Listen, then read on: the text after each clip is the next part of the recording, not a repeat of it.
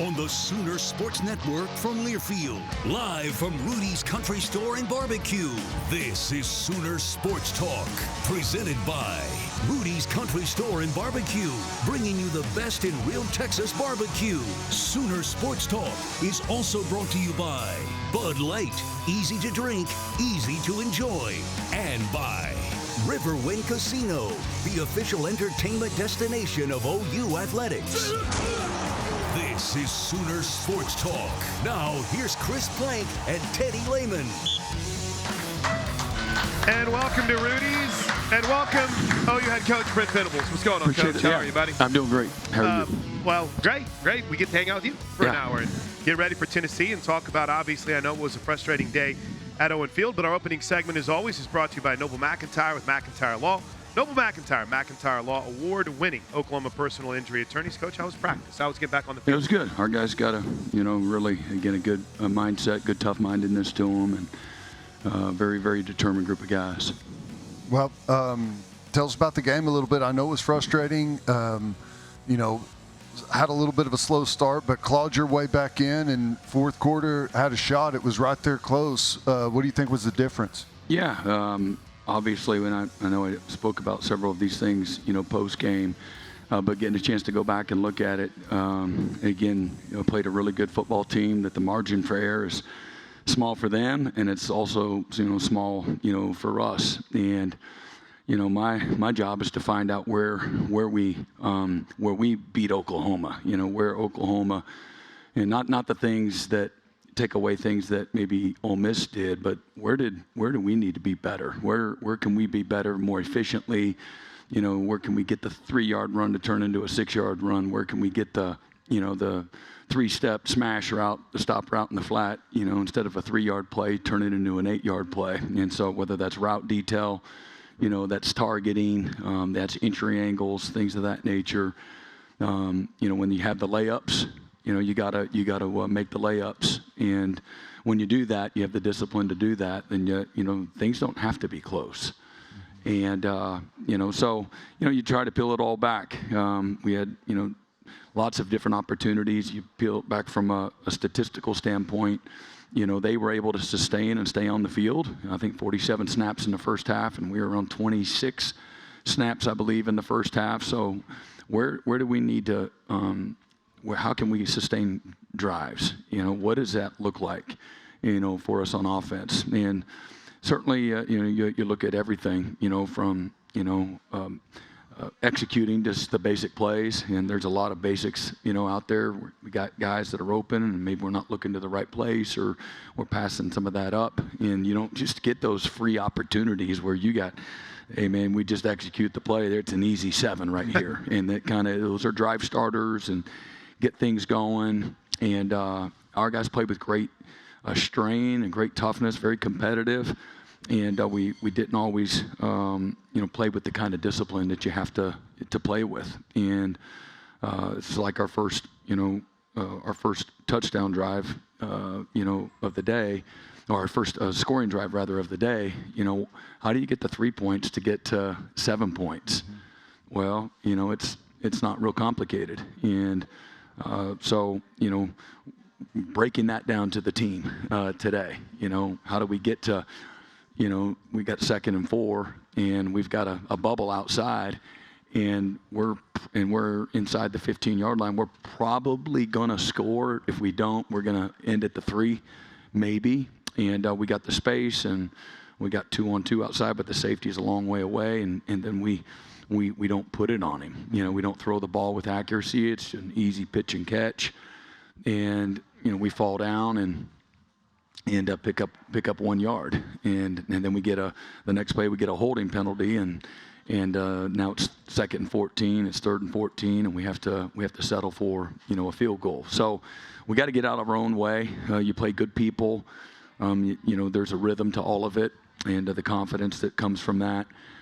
Defensively, again, I know I spoke about this, and I talked about this intimately, with our defensive staff going into the game, winning 3rd and short and 4th and short, and those are always advantageous for the offense. But man, we had them dialed up, And there was just some opportunities early in the game that we had.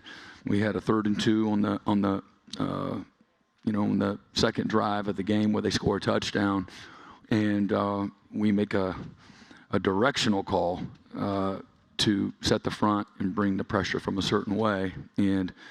And then, by golly, just so that nobody screwed up. Usually I give them the call, and then they make it based on what we talked about all week, how we did it all week. But this time I just gave them a directional call. And we get out there, and everybody lines up, and one guy changes it. And so everybody, if we're all wrong, we're all right, But this time it's not the case, and unfortunately. And if had we just kept it like it was supposed to be, man, we're in this guy. They sprinted out right into double-edge pressure, trap coverage. I mean, you could not be in a better. They might throw it to us and run it back for a pick 6, but we didn't have the discipline to do it. So if we're not doing it, then that starts with me. And I told the guys that when we rotate guys, man, the standard don't change. Whoever's in the game, there's an expectation if the call's on the call sheet that we execute it at the high level, and nobody needs to be Superman. Well, just the basics of executing. And so you had to learn some really tough lessons. They go down on that drive. If we get off the field there, they're backed up on their own end of the field, right close to the logo. They don't score a touchdown on that drive. And so we can't give away opportunities when you get people in a phone booth, man. You got to keep them there. And you got to knock people out when you get good teams in that position. And it was a day that we had a couple of those scenarios that were real critical. And, we have the penalty on the special teams prior to the safety, and we grab a guy. We're double teaming a guy, and he get lined up late, and he kind of grabs the guy and pulls him down, and so they flag us for that. So they back us up, and so we're coming out of our own end zone, and we have a nice downhill 6-yard run. So man, we're out to the 10-yard line, just past the 10, push the pile, a good tough physical run on the first play of the drive. Well, we don't line up with enough guys on the line of scrimmage. And with a very dependable, reliable player. He's not on the line of scrimmage. So we take it back, we move it back, and then, we put him in a bad call. And even all that being said, we mis-ID the front. And, a veteran player doesn't, he doesn't double team the guy that makes the tackle in the end zone. And so now we give him 2 easy points there, and then we're backed up and we kick and we let them return the kick. We got 2 freshmen outside. They're trying to set the edge to the field, and they pin us, and they get it up to the 50, and they get a first down. They kick a field goal, and so that's a 5-point swing just like that. And nobody's good enough to be able to overcome some of those issues, and we got to line up on side. That's just discipline. And so again, if we put it on tape, that's a responsibility for us, as coaches, to get them to do it right all the time. We could go at South Carolina. We're pretty dang good at doing it. This week, we had some times when we did really good stuff, really good stuff. And then there was times that, we left a lot, to be desired. And, but overall in the day, again, I think they had 87 plays. We had 60. I think we averaged 6 yards a play. They averaged 5 yards a play. If you're playing a team of the caliber of Ole Miss, the explosiveness, or one of the top 3 offenses in college football, you give up 5 yards a play. You said, how bad did we win by? And, but there's also this assumption that you did the critical things from get off the field. And we weren't able to do that on the 3rd and 4th downs like we needed to at the level that we needed to. I think on the 3rd downs, we're around 45%. We want to, the lowest that we want to be is about 35%.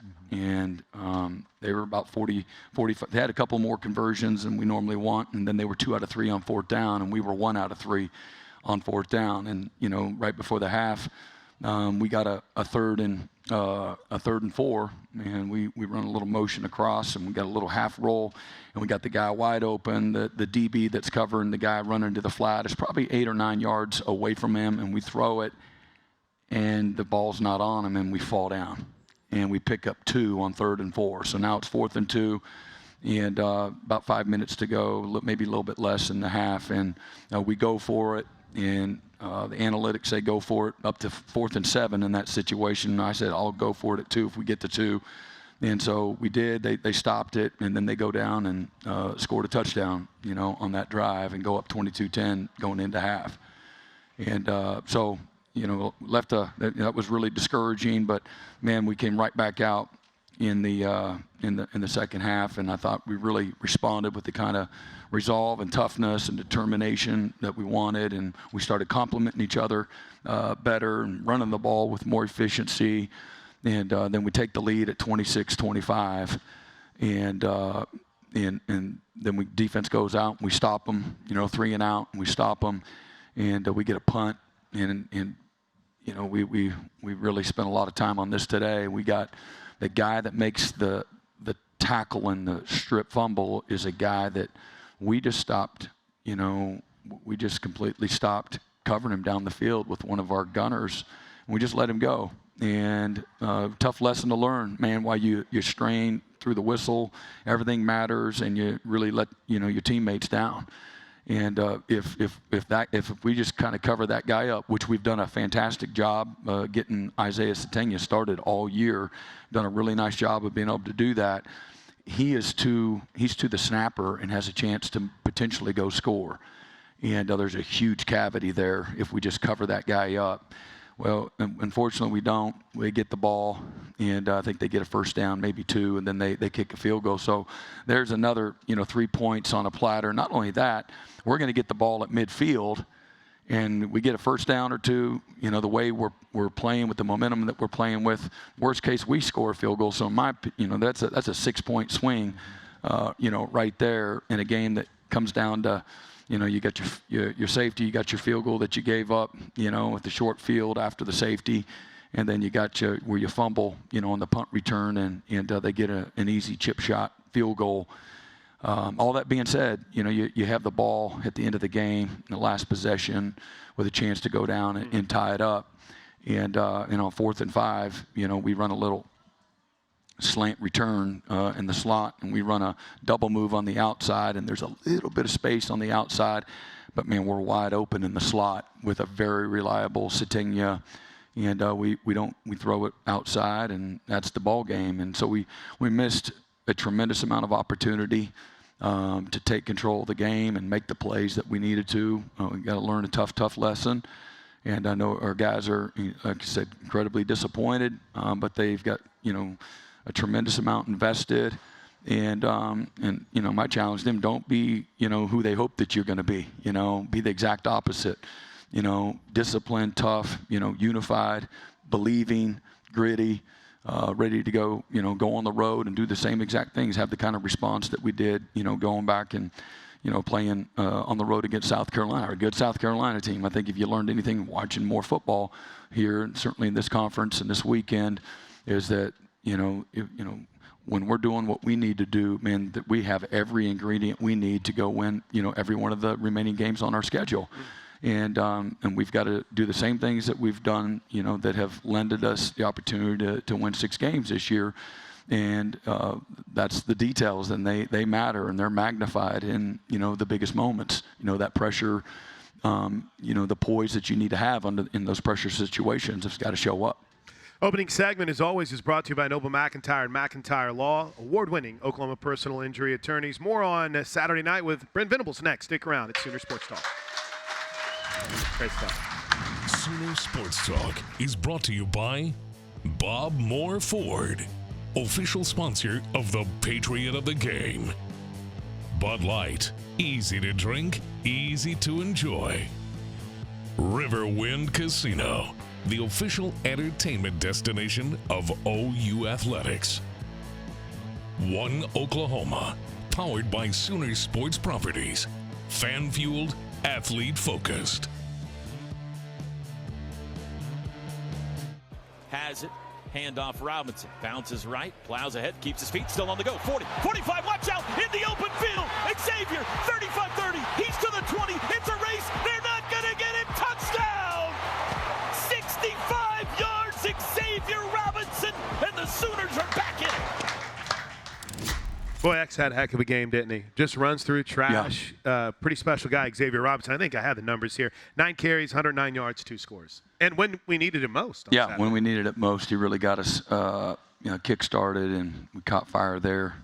But, yeah, we found a good rhythm of the style of runs that he was really seeing. And then, again, there's, great strain. I know you look at that play. First thing I thought about, there's 9, new players that weren't. There's Xavier Robinson and Fabechi, in that picture that were here, they actually played in the games a year ago. But I watched that play right there, 3 freshmen. Eddie Pierre-Louis played a ton in the game, and man, he really did some very good things, but played with tremendous strain and effort to finish and everything. That picture right there, and we watched this today. We picked out a handful of pictures, but there's nothing perfect about it. The gap wasn't, 6 yards wide, and usually it's not in this conference, and. But the strain and the effort, maintaining, you're trying to reach over me and tackle the guy. You're the defender, and I'm just maintaining, and you're kind of getting in. You're reaching for the running back, but we're maintaining contact and straining and fighting through the echo of the whistle, and you're not good enough, and Xavier's strong enough to break those tackles, and we kind of finish. And then you look at the second level of that, and you got 5, Satengya, and you got 11. They're 15 yards down the field, and they're finishing their guys off. Caden Helms was good on that. Caden Helms, and I had a play today, where I really got after him, in front of the team, and then I had that play. That's like, now that's what it looks like, just your stick-to-itness, your toughness, your determination, your fight. And your finish. And when you do that, this game, rewards you, and good things happen. And it's not always going to be perfect, but it needs to. And then we just talk about leverage. We're going to design plays for you where you have the leverage to succeed. We're not going to ask you, if you got leverage to block me, I'm never expecting this defender to have to be over there, to go make the play. I have somebody else over on the other side, and that's just leverage 101.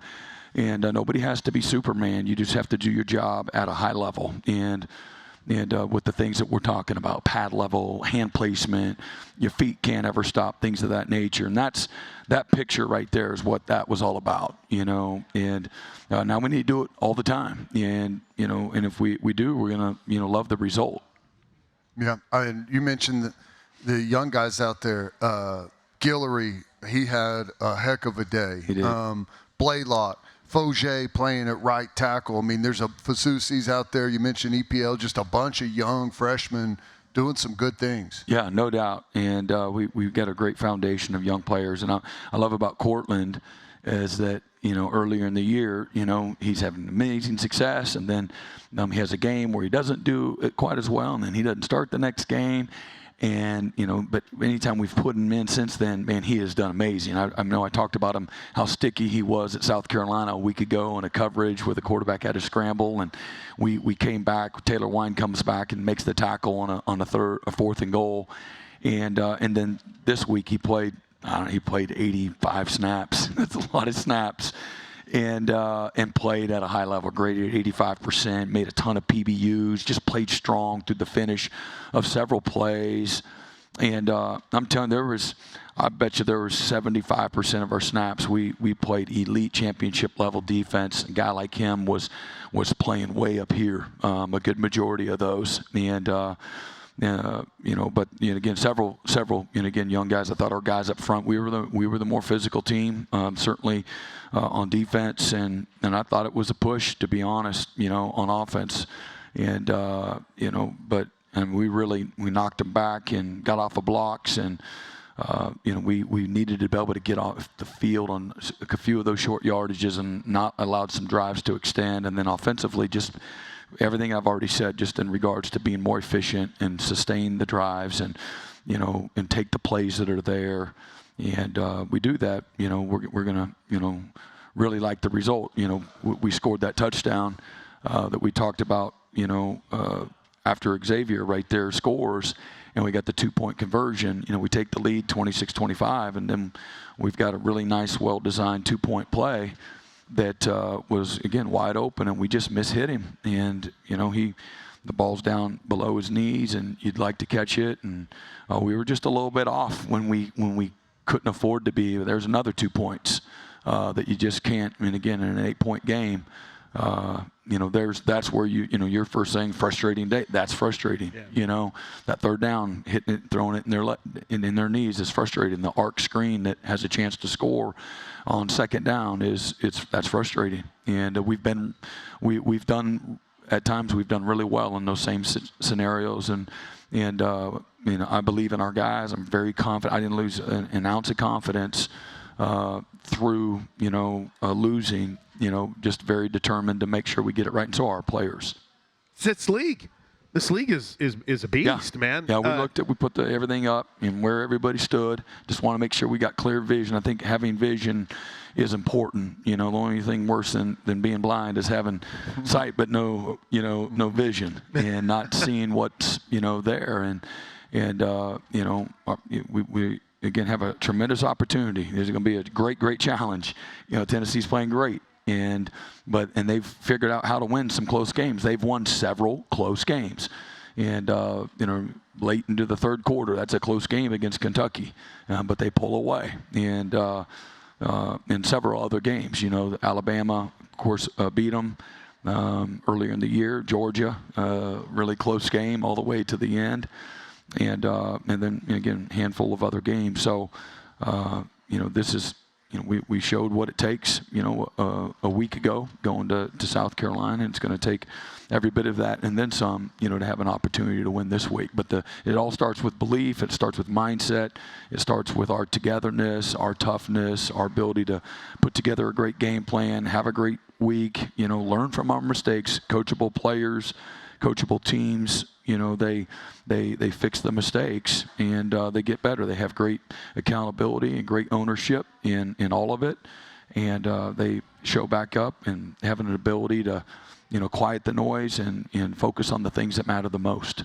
Yeah, well, you talked about some of the missed opportunities with Mateer. The throws being off, missing some windows and stuff. Is he still affected by the hand, or is he pressing? I think I think maybe he believed in Giovanni to win some matchups. I thought they did a nice job. Sometimes it was cloud, and they were disguising and things like that. And but he's done a great job all year. He's got a large body of work that says, man, he does a good job of scanning the field typically. We didn't do a great job of seeing everything like we needed to. That's a typical play right there. Early down, pick up 6 yards, let's go. Here we got to, and this is a play it should go for 20, not the 6 or 7 that it did. And we got to do a little better job with our lineman there. He puts it right on the money, good ID. And, we thought we had some opportunities, some matchups. I thought we forced it, thinking that it was going to be there. It's not there all the time, you know what I mean? So if it's not there, man, go to option 2, a little faster. Nice job here. He looked for an RPO over there to Giovanni, wasn't there, and he runs in there. Nice little play. Again, that was a drive starter on the 2-minute drill there to get us going, and really nice play. John's certainly not, he's not the only one there that's at fault either. I want to make sure that I, say that. Sometimes it's the pressure. Somebody got beat up front. Now my man he can't stay on schedule. And they had a presentation. Fogier played fantastic. Not perfect, but he played fantastic. It's not like he's been practicing there. Yeah, I know, it's crazy. And he did really well. And but we did have a third down play where they drop 8. And they got an up presentation, and he kind of goes down, and then the backer dropped, and then we got pressure of the 3-man rush, and then that little spy deal. We end up getting sacked on 3rd and 10 in plus territory there in the second half, and but that's not abnormal for any lineman, let alone a freshman tackle. He did a lot more good than not, and really proud of him and his effort. Segment has been brought to you by Dos Equis. Dos Equis, the official import beer of OU Athletics. Go for Dos. Enjoy Dos Equis responsibly. When we come back, I want to talk a little bit more about Ryan Fogier because I thought that was pretty special. And we'll preview Tennessee. Stick around at Sooner Sports Talk live from Rudy's with Brent Venables. Sooner Sports Talk is brought to you by OU Fan Shop. The best place to gear up for game day is shop.soonersports.com. Sooner Kids Club. Log on to Soonersports.com/kids for information about joining the Kids Club presented by OG&E and brought to you in part by Devon Energy. Walden Cleaners and Laundry, where the difference is quality. Sooners bring pressure. Back to pass. Picked up. Steps up. Trying to get away. And he can't. He's sacked. Marvin Jones got it. That's his first sack of the year. Back of the 34. Yes. It was just a matter of time for Marvin Jones Jr., Coach. He's been so close. Yeah. And, boy, this team, again, just creating havoc with the tackles for loss. Tackle for losses or tackles for loss? TFL's the best way to get around all that. But it's the D-line, edge guys. Yeah, there was a lot that was really good. Again, frustrating. I look at that right there. Right. Not, to bring up the bad, but that's kind of part of what we're doing here tonight, right? Well, even him, 2 plays earlier, he peeks inside. Yeah. And then the next play, he crushes a guard, forces that little window, and then makes that play right there, bounce back really nice. Excellent, play. But that play, we had 3 other times where we have basically 2 spies on him. And we have a presentation, make him think to do a certain thing with the ball. And we said, listen, as soon as they snap it, we're going to change the post-snap picture, and he's going to scramble. And but we still got drops, but we're trying to leverage him, and he's really good. We helped him on 3 of those that went for way more than we wanted it to, and we got to. He's a very good player. His lower body strength and his speed are very good, as good as we saw all year. He's just got a real veteran savvy presence to him, never panicking even in those moments. Oh, you got 2 of you. All right, well, watch this. Yeah. You know what I mean? He's one of those guys. Looks real calm, too. No, he's going to play the game a long time. He reminds you a lot of Russell Wilson. He's very unflappable. He's a winner. He's got great instincts, tremendous arm talent, and great legs to him, and really good instincts. Well, listen, we were talking about the defense. We're talking about your defense. We're going to get Tennessee more in depth here in a second, but let's talk about Kobe McKenzie. Yeah. A little dinged up. How's it looking for our guy? Yeah, the general. Hated that for him.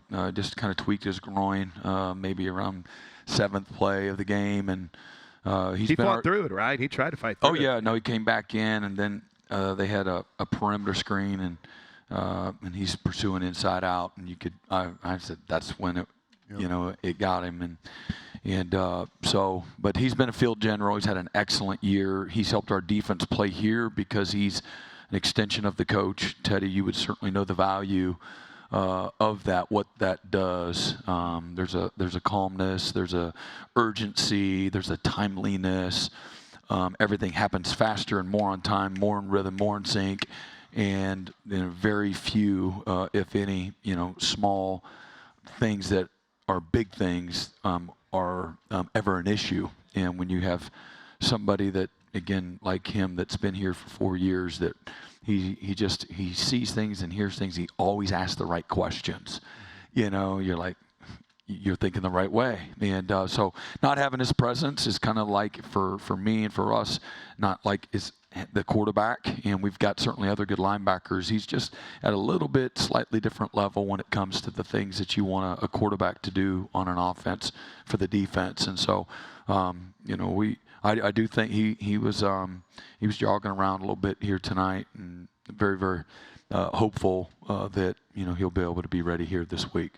I know you want to get to Tennessee, but you hit on something earlier that we wanted to get. Foger, playing at right tackle. You mentioned hadn't been practicing there. Has been playing guard. Has some background in high school playing tackle, and that's not easy to do at this level as a true freshman. And held up pretty good. I mean, you think is he going to find a home there? Yeah, I think so. And we're trying to find a way for him to impact the team. And Derek Simmons was really good as far as just being a veteran presence, and he's an athletic guy that gives you a sense of stability, and then certainly Noah DeHaan, or Logan Howland rather, being out was a kind of force that hand. And in a very short window, man, he was able to just prepare, be ready, play with confidence, just be he didn't flinch.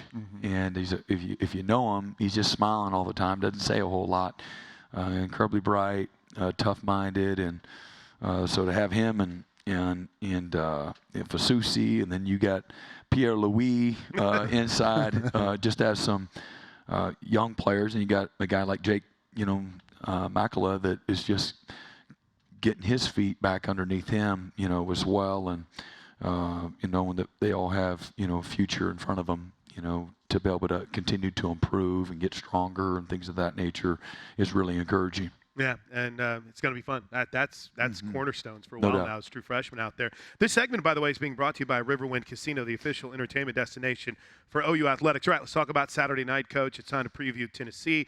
Our One Oklahoma Sooner Sports schedule. One Oklahoma powered by Sooner Sports Properties, Fan Field, Athlete Focus. Talked a bit about Joey Aguilar throughout the night here, but kind of your just overall thoughts on what Josh Heupel has this year. Good team. Yeah, they got a very good team. They're really good at quarterback. I think the thing at quarterback that maybe he's a little more consistent than maybe the guy they had a year ago. He's got great arm talent. He throws with incredible accuracy on the deep ball. Knows what to do. So he's a lot more decisive when it comes to making decisions from what they had a year ago. And so they've been able to, as a result, they've been able to get in a rhythm, create a lot of explosive plays. I think they're maybe number one in the country in explosive plays. Ole Miss was just behind them, and their receivers are really good. They're fast, they're really long, and they've played really, really well all year. You see there he's completing just under 66% of his passes, 300 yards, 18 touchdowns, 6 interceptions. There's a lot of those deep balls going every game. Yeah. We're letting them rip. Yep. So, we have to stay on top of everything and keep the ball inside and in front of us. And then, but what they love to do too is, man, they hits a tight end on a seam bender. But they're gonna attack every part of the football field without question. And but they love to run the ball. They're really good at running the football and giving them the kind of balance. And they play with great tempo, as fast as anybody. And then they've got a defense that's been very opportunistic, and I think they lead the country in touchdowns, defensive touchdowns, and they're one of the better teams, in creating turnovers, and maybe they're very comparable to probably what Ole Miss was defensively, but a very talented roster, really talented roster. Their kicking game has been really solid, so. And then they've, got 120,000? What was it? Yeah, there's a lot of people there. I think once you get over 100, it's all the same. Yeah, it's all the same. At some point. Have you ever been there? You ever played a game there? No. They got speakers they had down on the sidelines when we were there. It was the size insane. of a I've got a lot of friends trailer. that coach there now or have coached there in the past. And so I've heard, most people will tell you that's the spot that's, the hardest, to play. So, the bigger the challenge, the more epic the story, right? So our guys are looking forward to that. And no, it's what you do. You want to come to Oklahoma to go play teams like Tennessee, go on the road, those road environments, man, that is, there's, other than playing at home, man, there's nothing better than that. And that's what gets you excited. You're able to recruit to that. And, you have a lot of juice and energy during the course of the week. Guys know, what's at stake and the challenge that's in front of them. If you got the right stuff, man, you revel in that. Yeah, One Oklahoma, powered by Sooner Sports Properties, Fan Field, Athlete Focused. All right, the segment's been brought to you by Riverwind Casino. We'll come back. One more segment with Brent Venables, and we'll talk a little bit about some of the Kendall Daniels had a game. We'll talk a little bit about, I think Jay Vlad called him K5. So We'll talk a little bit about Kendall Daniels when we come back and more as we get you ready for OU and Tennessee. Stick around at Sooner Sports Talk with Brent Venables. Thank you to our cornerstone television partners, OU Health, OG&E, Fowler Auto Group, and Coca-Cola. Sooner Sports Talk is brought to you by Rudy's Country Store and Barbecue, bringing you the best in real Texas barbecue. OU's 2025 football games are available on Ritmo 96.5 FM in Oklahoma City and 101.5 FM El Patron in Tulsa. as well as on these stations' websites. Each OU Spanish broadcast will feature a 30-minute pregame show and a 15-minute postgame show. Lacey sent in motion. Chambliss has it. Looking left, lets it fly underneath. Screen caught, dropped, incomplete. Threw it to right. Kendall Daniels smashed it, and it's a 3-and-out.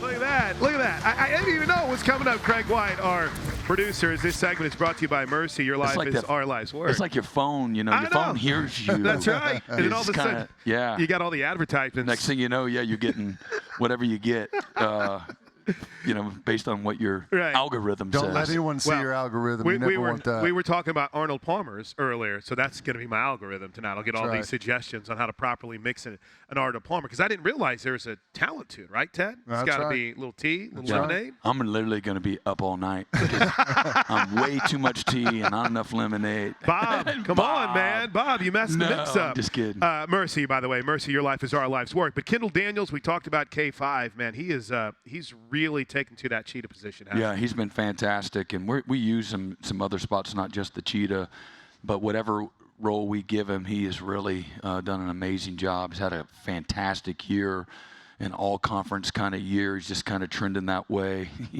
And the byproduct of that for him in his future, if he continues to do what he needs to continue to do and what he has been doing, he's going to put himself in a prime position, at some point in time in the immediate future when it comes to the NFL, because it takes that. You can't just kind of cruise your way into getting into the NFL. And you kind of can when you're 6'5", 245, and run the way that he does. But you're not just trying to get in. No, you're right. Find an open window. You're trying to go in the front door. And he has the ability to go in the front door if he continues to improve and play the way that he's been playing. He's been fantastic. Physical. That was a big one right there where he's on the delay blitz and he comes out and plays the screen. That was a huge play in the game. And that was kind of that time we were just started to not just play where we were dominating. And that was another 3-and-out series there after getting off the field the drive previous to that as well. And a really good play that he sniffed out. That guy's kind of an extra guy for the Q and for the screen game and all of that. And really did a wonderful job there. All right, it's time for our Rudy's question for Coach. Our question is from Jonathan. He wants to know, Coach, how has the balance been for you? I think, 8 games in? How's the balance been for you with calling defensive plays and being the head coach? How's it played out this year? I know we've talked about this a little bit throughout the year. I mean, it's been good. I mean, I've had a lot of fun.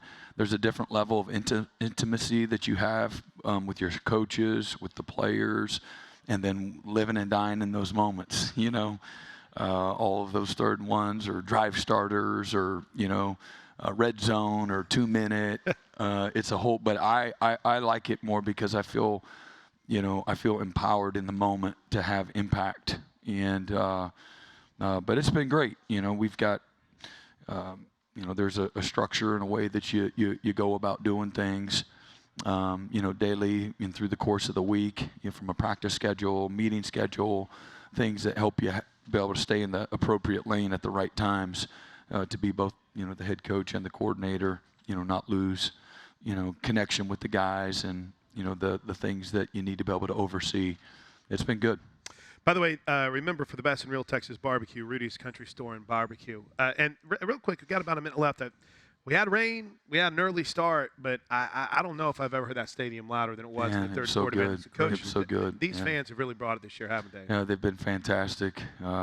Just amazed, and very appreciative. They've made a huge difference. So whether it's for our players and, helping energize them and just creating a wonderful environment that's got an edge and a buzz to it, an intensity, a passion that makes it incredibly difficult on our opponents and have affected the game again this last week. And then the players coming in, they can feel it too. And then I like how we changed our walk there before we go into the locker room. The more people in the stadium, and our players really feel that. And then there's the recruiting piece. I had 8 meetings on Sunday with recruits and their families that came across from across the country to come see us, and for them, and we've done that with several games. And so you don't know what you don't know, but that is incredibly impactful for those recruits, because they and the families that come with them, they want to go somewhere where football is important, where it's a big deal, and there's not many places like Oklahoma. So I would just say thank you to everybody, man. It's big time. Thank you, Coach. All right, appreciate it, man. you. Let's go get it in Knoxville. That's Brent Venables. Teddy and I will wrap up Sooner Sports Talk next, live from Rudy's Country Store and Barbecue. Stick around. We want to thank all of our Sooner Radio Network affiliates across the state and region. Fans can check out Soonersports.com for an affiliate in your area. And if you're traveling outside the state of Oklahoma, you can listen to all the action on either Sirius XM Radio or download the Varsity Network app and listen free. The Sooner Sports Podcast is your all-access audio pass to Sooner Sports. Listen as Toby Rowland and Chris Plank talk all things Sooners. Log on to Soonersports.com/podcast or search Sooner Sports Podcast in your favorite podcast provider. The Sooner Sports Podcast is presented by Allstate and Riverwind Casino.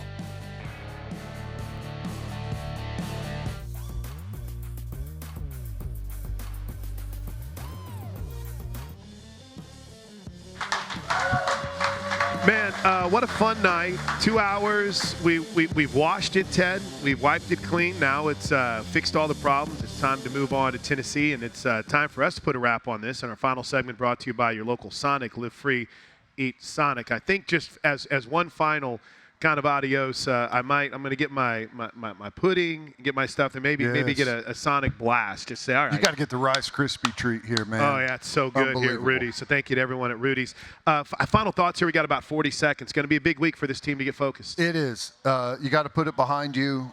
Offensively, we've got some stuff to work with. Xavier Robinson showing up. We got to get that running game going back with him. The offensive line with Fogier at that right tackle spot. I think there's some stuff you can work with. But like Coach Venables said, we got to hit the layups, right? We got to be able to hit the layups. And defensively, we saw the highlights. There's going to be some deep balls coming on every series. We got to play those well. Great job, Drake. Thanks to Craig White, our producer. For Teddy Lehman, I'm Chris Plank. No show next week with the bye week, but let's have fun down in Knoxville Saturday. Thanks for hanging out with us at Rudy's. Boomer Sooner, everybody. Sports Talk has been brought to you by Rudy's Country Store and Barbecue, bringing you the best in real Texas barbecue, and by Riverwind Casino, always a good time. The preceding has been a Learfield presentation on the Sooner Sports Network.